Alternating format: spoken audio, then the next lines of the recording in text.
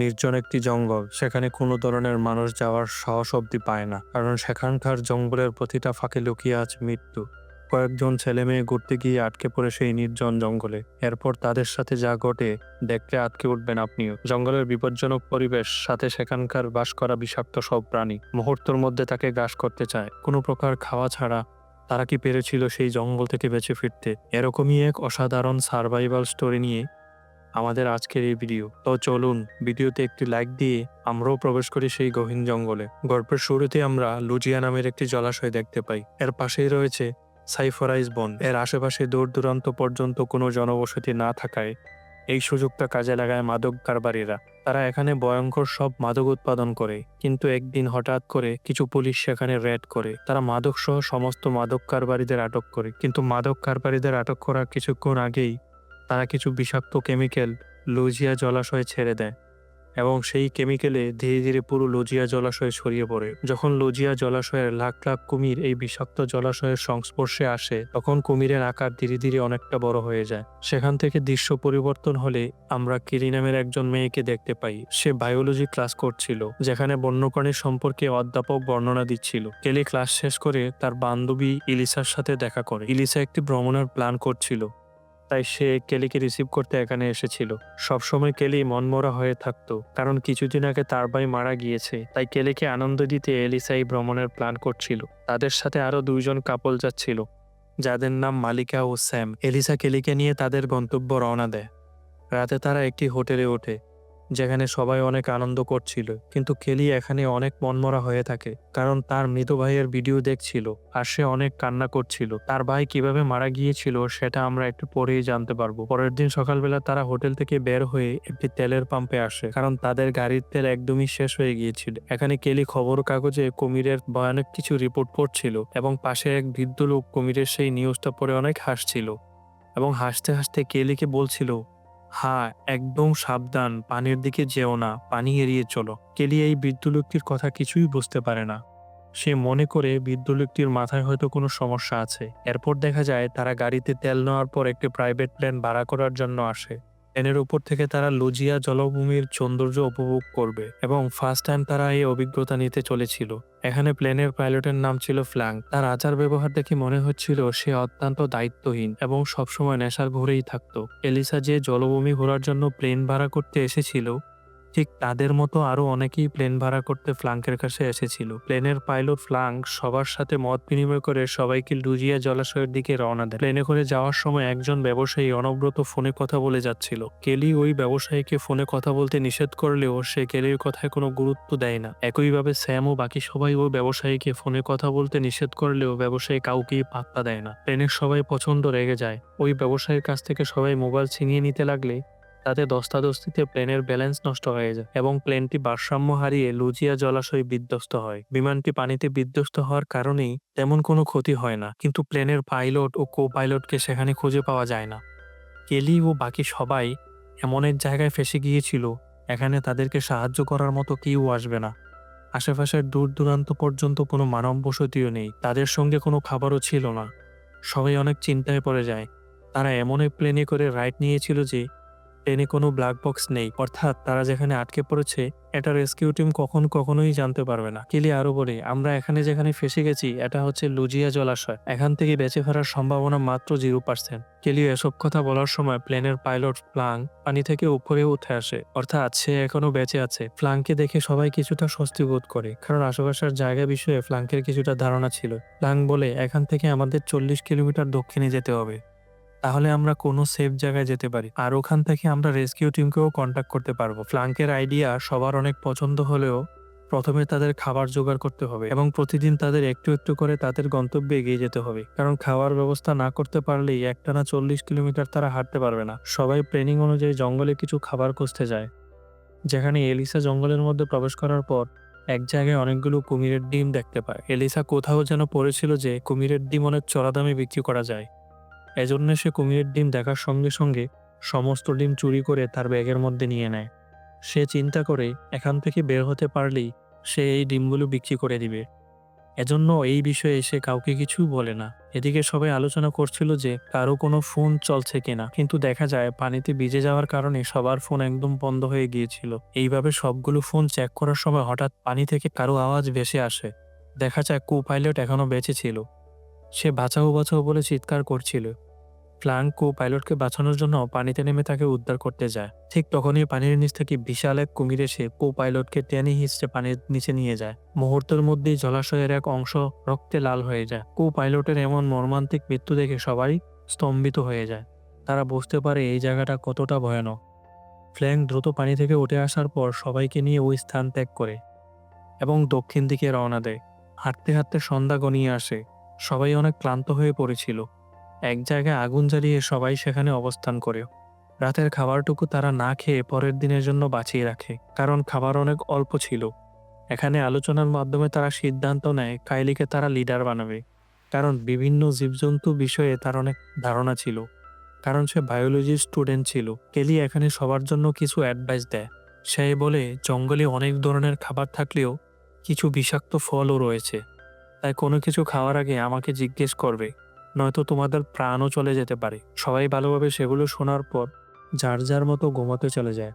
কিন্তু রবিন স্মোকিং করার জন্য সেখান থেকে জঙ্গলের কিছুটা ভিতরে চলে যায়, কিন্তু সে স্মোক করার আগেই হিংস্র এক কুমির এসে তাকে টেনে নিয়ে যায়। পরের দিন সকালবেলা সবার ঘুম ভাঙার পর আশেপাশে রবিনকে খুঁজে না পেলে তারা জঙ্গলের মধ্যে রবিনকে খুঁজতে যায়। কিন্তু কিছু দূর আসার পরেই তারা দেখতে পায় রবিনের খণ্ড বিখণ্ড দেহ পড়ে আছে। রবিনের বীভৎস লাশ দেখে সবাই অনেকটা ভয় পেয়ে যায়। প্ল্যাঙ্ক সবার উদ্দেশ্য বলে, কিছুদিন আগে আমরা একটা নিউজ শুনেছিলাম যেখানে কুমিরের আকৃতির বিষয়ে বলা হয়েছিল, কিন্তু রবিনের লাশ দেখে মনে হচ্ছে কুমিররা আসলেই সত্যি অনেক বিশাল আকৃতির হয়ে গিয়েছে। প্ল্যাঙ্কের মুখ থেকে এসব কথা শোনার পর সবাই অনেক ভয় পেয়ে যায়। কেলি বলে, আমাদের এখান থেকে জলদি বের হতে হবে এবং কোনো নিরাপদ স্থান খুঁজতে হবে, আর নয়তো আমরা কেউ বাঁচতে পারবো না। সবাই জলদি করে ওই স্থান ত্যাগ করে এবং দক্ষিণ দিকে কিছুক্ষণ হাঁটার পর তারা একটি ঘর দেখতে পায়। তাই জঙ্গলের মধ্যে ঘর দেখে সবাই মনে করে এখানে হয়তো কেউ বসবাস করছে, ওখানে গেলে হয়তো সাহায্য পাওয়া যাবে। এসব ভেবে তারা ঘরের দিকে এগিয়ে যেতে শুরু করে। ধীরে ধীরে তারা ওই ঘরের দিকে এগিয়ে যাচ্ছিল, কিন্তু হঠাৎ করে কোথা থেকে যেন অনেকগুলো কুমির এসে তাদেরকে আক্রমণ করে দেয় এবং সোনিয়া নামের এক মহিলাকে নিমিষের মধ্যেই খেয়ে ফেলে। ভয়ঙ্কর এই দৃশ্য দেখে সবাই নিজেদের জীবন বাঁচানোর জন্য সে ঘরের মধ্যে প্রবেশ করতে পারলেও জহির পায়ে কুমির আক্রমণ করে দেয়। কিন্তু শেষ পর্যন্ত জহিকে তারা কুমিরের হাত থেকে বাঁচিয়ে নেয়। জহির পা অনেক খারাপভাবে আহত হয়েছিল, সেখান থেকে প্রচুর রক্তক্ষরণ হচ্ছিল। কেলি এক্সট্রা কাপড়ের সাহায্যে জহির পা ভালোভাবে ব্যান্ডেজ করে দেয়। বাহিরে ঘরের চারপাশে হিংস্র কুমিরগুলো ঘোরাফেরা করতেছিল, সামান্যতম সুযোগ পেলেই তারা আক্রমণ করবে। এরকম অবস্থায় তারা কি করবে কিছুই বুঝে উঠতে পারছিল না। এসব ঘটনার মধ্যে কেলির অতীতের একটি ঘটনা মনে পড়ে যায়। কেলি তার বাইকে নিয়ে একটি দোকানে কিছু পণ্য কিনতে গিয়েছিল, কিন্তু ওই দোকানে কিছু ছিনতাইকারী চলে আসে এবং দোকান ছিনতাই করার জন্য তারা একটি ছোট্ট মেয়েকে বন্দি করে। কেলির ভাই যখন ওই বাচ্চাকে বাঁচাতে যায় তখন ছিনতাইকারীর সঙ্গে ধস্তাধস্তির সময় বন্দুক থেকে গুলি বের হয়ে তার ভাই মারা যায় এবং সেই মর্মান্তিক ঘটনা কেলি আজও বলতে পারেনি। বর্তমান দেশে আমরা দেখতে পাই স্যাম একটি ম্যাপ কেলির কাছে নিয়ে আসে। এই ছোট্ট ম্যাপটি সে এই রুমেই পেয়েছে। ম্যাপে একটি জায়গা ঘনকালির সাহায্যে মার্ক করা ছিল। হতে পারে মার্ক করা সেই জায়গায় পৌঁছাতে পারলে তারা সাহায্য পেতে পারে। এজন্য তারা সিদ্ধান্ত নেয় এখান থেকে যেভাবেই হোক মার্ক করা সে জায়গায় তারা পৌঁছাবে। তো ম্যাপে মার্ক করা সে জায়গায় পৌঁছাতে হলে তাদের একটি নদী অতিক্রম করতে হবে এবং এই জার্নি মোটেই সহজ হবে না। স্যাম ও কেলি ম্যাপ নিয়ে আলোচনা করার সময় মালিকা চিৎকার করে কেলিকে গালিগালাজ শুরু করে। মালিকা বলে, এসব কিছু তোমার জন্য হয়েছে, তোমার জন্যই আমরা এখানে ফেঁসে গিয়েছি, সবার মৃত্যুর জন্য তুমি দায়ী। কেলি মালিকার কথার কোনো গুরুত্ব দেয় না, কারণ সে জানতো মালিকার সাথে কথার লড়াই করে কোনো লাভ নেই। নিজেদের মধ্যে লড়াই না করে যে কোনো উপায়ে এখান থেকে বের হতে হবে। এরপর দেখা যায় তারা ওই ম্যাপটাকে ফলো করে জীবনের ঝুঁকি নিয়ে ওই রুম থেকে বের হয়ে পড়ে এবং ধীরে ধীরে সামনের দিকে এগিয়ে যেতে থাকে। এর অবস্থা অনেকটা খারাপ হয়ে গিয়েছিল। পা থেকে অতিরিক্ত রক্তক্ষরণ হওয়ায় সে ঠিকমতো হাঁটতে পারতেছিল না। সবাই জয়ীকে সাহায্য করে কোনো রকম তাকে নদীর কিনারায় পৌঁছে দেয় এবং একসাথে সবাই একটি ভেলা বানানোর কাজে লেগে পড়ে, আর সেই ভেলার সাহায্যে তারা নদী পার হওয়ার সিদ্ধান্ত নেয়। আশেপাশে পড়ে থাকা খড়কুটোর সাহায্যে তারা একটি ভেলা বানাতে সক্ষম হয়। ভেলা বানানো সম্পূর্ণ হলে তারা ভেলা নিয়ে রওনা দেয়, কিন্তু জহি এখানে সবাইকে বাঁচানোর জন্য নিজের জীবন বিসর্জন দিয়ে দেয়।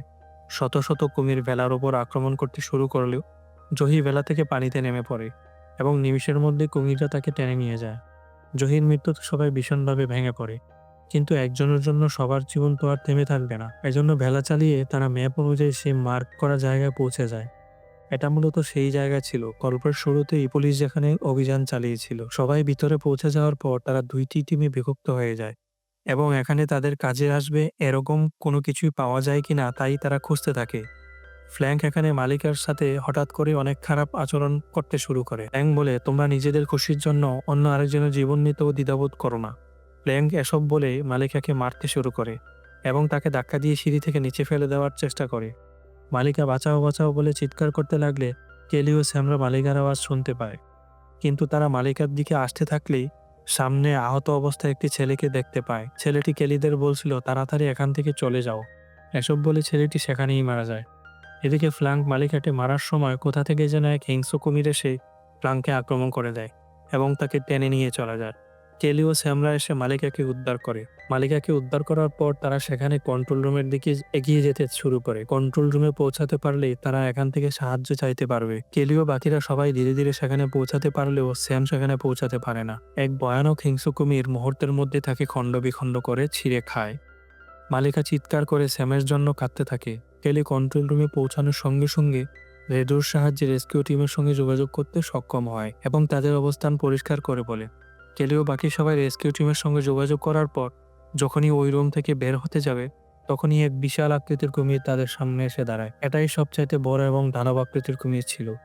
দানব আকৃতির কুমির দেখে সবার অবস্থা খারাপ হয়ে যায়। এলিসা মনে করে নিশ্চয়ই এই কুমির তার ডিমগুলো নিতে এসেছে, যে ডিমগুলি সে চুরি করেছিল।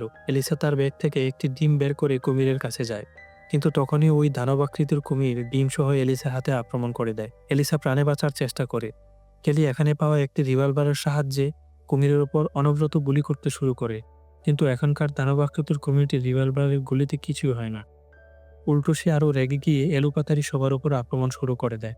তাই কেলি কোনো উপায় না পেয়ে সেখানে থাকা একটি চাকু কুমিরের চোখে ঢুকিয়ে দেয় এবং কিছু সময় হাতে পাওয়ায় সে ওই রুমে থাকা কেমিক্যাল ঢালিয়ে রুমের আগুন জ্বালিয়ে দেয় এবং এভাবেই তারা রুম থেকে বেরিয়ে আসতে সক্ষম হয়। গল্পের দৃশ্যের পরিবর্তন হলে গল্পের শেষে আমরা দেখতে পাই কেলি তার ভাইয়ের অস্থি সুন্দর এক জায়গায় বিসর্জন দেয়। এর মানে এই কুমিরের হাত থেকে বাঁচার পর তাদেরকে রেস্কিউ করা হয়েছিল এবং এখানে গল্পটি শেষ হয়ে যায়।